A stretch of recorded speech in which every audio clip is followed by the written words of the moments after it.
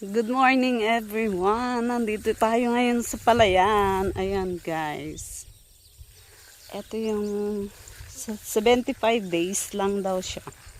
O, diba? 75 days. Pwede nang anihin. Saan ka pa? Mabilisan lang to guys. Diba? Ilang araw na lang pwede na anihin.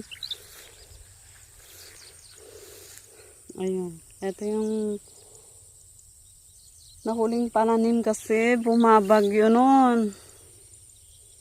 Ayun guys. Hanggang doon. Yung iba na traktor na kasi tapos na sila makaani. Ayan guys. Okay naman siya. So far. Maganda pa rin yung butil. O, diba? Puntahan natin doon.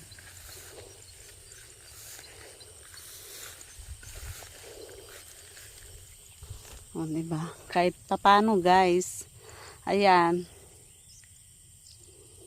Madami pa rin natira. Ayan na nga guys. Thank you for watching. Bye bye.